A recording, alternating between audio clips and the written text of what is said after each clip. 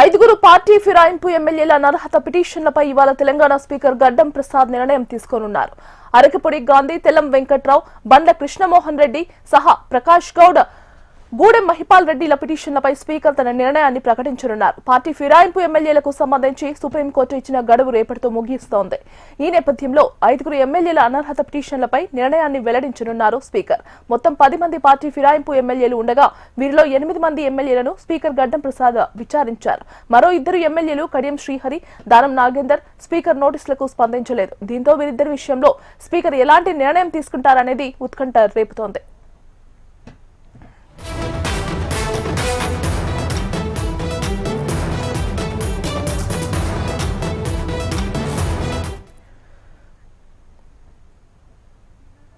ఐదుగురు పార్టీ ఫిరాయింపు ఎమ్మెల్యేల అనర్హత పిటిషన్లపై ఇవాళ తెలంగాణ స్పీకర్ గడ్డం ప్రసాద్ నిర్ణయం తీసుకోనున్నారు. అరకపూడి గాంధీ, తెల్లం వెంకట్రావు, బండ్ల కృష్ణమోహన్ రెడ్డి సహా ప్రకాష్ గౌడ్, గూడెం మహిపాల్ రెడ్డిల పిటిషన్లపై స్పీకర్ తన నిర్ణయాన్ని ప్రకటించనున్నారు. ఇక ఇదే అంశానికి సంబంధించి మరింత సమాచారం అందించడానికి మా కరెస్పాండెంట్ ప్రేమ్ లైవ్ లో సిద్ధంగా ఉన్నారు. ప్రేమ్, మీరన్నట్టుగా రెండు పార్టీలలో కూడా ఒకవైపు కాంగ్రెస్, బీఆర్ఎస్ రెండు పార్టీల్లో కొంత ఉత్కంఠత ఉంది అని చెప్పుకోవచ్చు. మొదటి నుంచి కూడా అయితే కాంగ్రెస్ ప్రభుత్వం ఏర్పడ్డ తర్వాత కొద్ది రోజులకు ఫిరాయింపులో భాగంగా అప్పటికి ఆ ప్రస్తుత సీఎం, ఆనాడు టీపీసీసీ చీఫ్గా కూడా కొంతకాలం పనిచేశారు రేవంత్ రెడ్డి. స్వయంగా తానే అయితే గాంధీ భవన్లో కూర్చొని ఫిరాయింపులకు సంబంధించినటువంటి కొన్ని వ్యాఖ్యలు కూడా చేయడం జరిగింది సీఎం రేవంత్ రెడ్డి. మా గాంధీ భవన్ డోర్లు ఎప్పటికీ తెరిచే ఉంటాయి, రావాలనుకున్నటువంటి వారంతా రావచ్చని కూడా గతంలో వారు చెప్పారు. దాంట్లో 10 మంది బీఆర్ఎస్ పార్టీకి సంబంధించినటువంటి ఎమ్మెల్యేలు కాంగ్రెస్ పార్టీలోకి వచ్చారు. కొంతమంది ఎమ్మెల్సీలు సైతం పార్టీని వీడారు. ఆ తర్వాత ఆ ఫిరాయించినటువంటి ఎమ్మెల్యేలపై చర్యలు తీసుకోవాలని చెప్పి బీఆర్ఎస్కి సంబంధించినటువంటి నేతలు ఇక్కడ స్పీకర్కు ఫిర్యాదు చేయడం, మరొక వైపు అటు రాష్ట్ర హైకోర్టు తర్వాత సుప్రీంకోర్టు 3 ప్రాంతాలలో కూడా వారు ఫిర్యాదులు చేశారు. అయితే ఆ స్పీకరు మొదట ఫిర్యాదు చేసినా పట్టించుకోలేదు. ఆ తర్వాత హైకోర్టు సుప్రీంకోర్టుకు వెళ్ళడం జరిగింది. సుప్రీంకోర్టు ఈ మధ్య ఫిరాయించినటువంటి ఎమ్మెల్యేలపై దాంతోపాటుగా స్పీకర్పై కూడా కొన్ని ఘాటు వ్యాఖ్యలు చేసిందని చెప్పుకోవచ్చు గీతిక. ముఖ్యంగా ఈ 31కి సంబంధించి 31 డిసెంబర్ మీరు ఎక్కడ చేసుకోవాలని చెప్పి కోరుకుంటున్నారు. ఒకవేళ ఇప్పటికీ పలుమార్లు సుప్రీంకోర్టు హెచ్చరించినా కూడా ఫిరాయించినటువంటి ఎమ్మెల్యేలపై ఎందుకు చర్యలు తీసుకోవడం లేదంటూ సుప్రీంకోర్టు ఘాటు వ్యాఖ్యలు స్పీకర్ను ఉద్దేశించి చేసింది. దానిపై 10 మంది ఫిరాయించినటువంటి ఎమ్మెల్యేలకు నోటీసులు ఇచ్చి వారి రిప్లైల కోసం కూడా వెయిట్ చేసినటువంటి పరిస్థితి. ఆ తర్వాత ఒక్కొక్కరిగా ఏదైతే ఫిరాయించినటువంటి ఎమ్మెల్యేలంతా స్పీకర్కు తమ రిప్లైని కూడా ఇచ్చుకోవడం జరిగింది. అందులో 8 మంది రిప్లై ఇచ్చారు. ఇక దానం నాగేందర్, కడియం శ్రీహరి తనకు కొంత సమయం కావాలని చెప్పి స్పీకర్ను కోరారు. మరొకవైపు దానం నాగేందర్ మాత్రం తాను ఇచ్చినటువంటి నోటీస్పై ఎట్లాంటి రిప్లై కూడా ఇవ్వలేదు. అయితే ఈ 10 మందిపై ఖచ్చితంగా అనర్హత వేటు వేయాలని చెప్పి బీఆర్ఎస్కి సంబంధించినటువంటి నేతలంతా కూడా డిమాండ్ చేస్తున్నారు. అయితే ఇక రిప్లైలో ఆసక్తికరమైనటువంటి సంఘటనలు చోటు చేసుకున్నాయి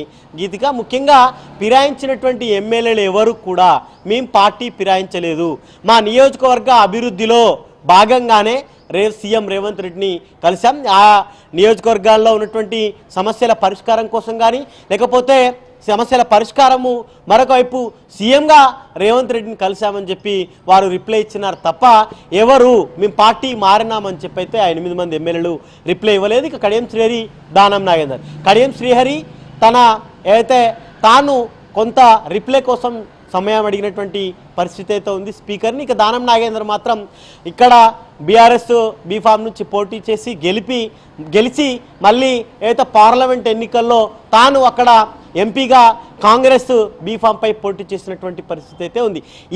ఈ క్రమంలోనే ఖచ్చితంగా ఎవరైతే ఆ ఇద్దరిపై వేటు పడుతుందని చెప్పి రాజకీయ వర్గాల్లో పెద్ద ఎత్తున చర్చ జరుగుతుంది. రీసెంట్గా దానం నాగేందర్ కూడా నేను రాజీనామా చేయడానికి సిద్ధంగా ఉన్నాను, ఖచ్చితంగా సీఎం రేవంత్ రెడ్డితో పాటు పీసీసీ చీఫ్ కనుక ఆదేశిస్తే తక్షణమే రాజీనామా చేస్తానని చెప్పి దానం నాగేందర్ కూడా చెప్పినటువంటి పరిస్థితి అయితే ఉంది. రీసెంట్గా జరిగినటువంటి ఇద్దరు ఎమ్మెల్యేల మరణం తర్వాత కంటోన్మెంటు ఆ జూబ్లీ హిల్స్ ఫలితాల తర్వాత దానం నాగేందర్ కూడా నేను హైదరాబాద్లో జిహెచ్ఎంసీ పరిధిలో రాష్ట్ర వ్యాప్తంగా జరిగినటువంటి అసెంబ్లీ ఎన్నికల్లో పెద్దగా సీట్లు రాకపోయినా, జిహెచ్ఎంసీ పరిధిలో ఒక్క సీటు రాకపోయినా, అయితే జరిగిపోయినటువంటి కంటోన్మెంట్లో అక్కడి ఎమ్మెల్యే చనిపోయిన తర్వాత మళ్ళీ మొన్నటికి మొన్న జూబ్లీ హిల్స్లో ఎమ్మెల్యే చనిపోయిన తర్వాత వచ్చినటువంటి ఉప ఎన్నికల్లో భాగంగా 2 స్థానాల్లో కూడా కాంగ్రెస్ అభ్యర్థులు విజయం సాధించిన తర్వాత కొంత జిహెచ్ఎంసీ పరిధిలో కూడా మనకు అనుకూలమైనటువంటి పవనాలు ఉన్నాయి, కంపల్సరీ మనం గెలుస్తామని చెప్పి దానం నాగేందర్ భావించారు.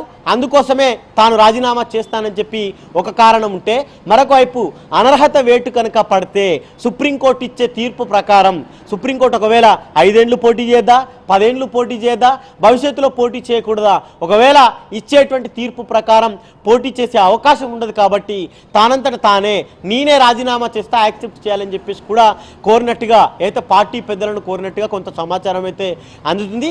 ఈ 5గురికి సంబంధించి కూడా గతంలో స్పీకరు సుప్రీంకోర్టు ఆదేశాల మేరకు స్పీకరు ఆ నోటీసులు ఇవ్వడం, ఆ నోటీసులపై ఇప్పటికే వివరణలు కూడా 10 మందికి సంబంధించినటువంటి వారందరినీ కూడా వివరణ కోరారు.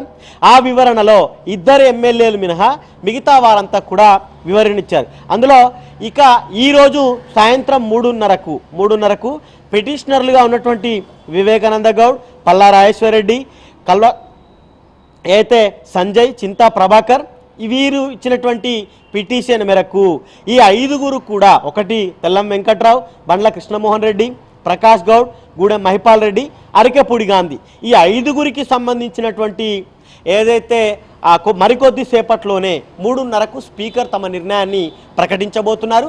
మిగతా 5గురికి సంబంధించి కూడా మరికొద్ది రోజుల్లోనే ఇవ్వాల్సినటువంటి పరిస్థితి ఉంది. మరొకవైపు సుప్రీంకోర్టు ఆదేశాల మేరకు, సుప్రీంకోర్టు చెప్పినటువంటి దాని మేరకు ఖచ్చితంగా ఏదైతే 17వ తేదీ లోపు తమ నిర్ణయాన్ని ప్రకటించాలని చెప్పినారు. కాబట్టి 2 విడతలుగా వారి తీర్పును వెల్లడించే అవకాశం అయితే ఉంది. ఈరోజు 5గురు, ఇంకా మళ్ళీ 5గురికి మరొక డేట్ ఇచ్చి ఆ రోజు కూడా వారి తీర్పు ప్రకటించే అవకాశం అయితే ఉంది. గీతిక సర్వత్రంగా, ఎందుకంటే ఆ 2 మినహా మిగతా ఎవరు పార్టీ మారలేదు, మేము కేవలం అభివృద్ధి కోసమే, ఏదైతే నియోజకవర్గ అభివృద్ధి కోసమే మేము కలిసామని చెప్పినారు. కాబట్టి ఖచ్చితంగా ఒకవైపు కాంగ్రెస్లోనేమో వాళ్ళు పార్టీ ఫిరాయింపు లేదు, కేవలం నియోజకవర్గ అభివృద్ధి, మరొకవైపు రాష్ట్రంలో ఏదైతే అమలు చేస్తున్నటువంటి పథకాలను చూసి వారు వచ్చి మా సీఎంను కలిశారు, మాకు మద్దతుగా ఉంటామని చెప్పి వారు చెప్పినటువంటి పరిస్థితి ఉంది. మొదట కాంగ్రెస్ ప్రభుత్వం ఏర్పడ్డ మరి కొద్ది రోజుల్లోనే ఈ ప్రభుత్వం కూలిపోతుంది, ఉండదు అని చెప్పి ప్రతిపక్షాలకు సంబంధించినటువంటి బీజేపీ కానీ బీఆర్ఎస్ ఆరోపించిన వేళ ఏదైతే పెద్ద ఎత్తున ఆరోపణలు చేశారు, ఆ ఆరోపణలను ఎదిరించి మేము మీ ప్రభుత్వానికి అండగా ఉంటామని చెప్పి ఆ 10 మంది ఎమ్మెల్యేలు వచ్చి మాకు మద్దతు ఇచ్చినారు తప్ప వేరే విధంగా కాదు అని చెప్పేసి కూడా ఇప్పుడున్నటువంటి కాంగ్రెస్ నేతలు అయితే చెప్తున్నారు. చూడాలి మరి 3:30కు ఎట్లాంటి నిర్ణయం ప్రకటిస్తారు, దానిపై బీఆర్ఎస్ ఇంకా ముందుకు ఏం పోతుంది. కాంగ్రెస్ అయితే వారు నోటీసులో ఇచ్చిన రిప్లైలో భాగంగానే అదే విధంగా ఉంటే కనుక ఈ 5గురిపై ఎట్లాంటి చర్యలైతే ఉండవని పెద్ద ఎత్తున రాజకీయ వర్గాల్లో చర్చ నడుస్తుంది. గీతిక రైట్ ప్రేమ్.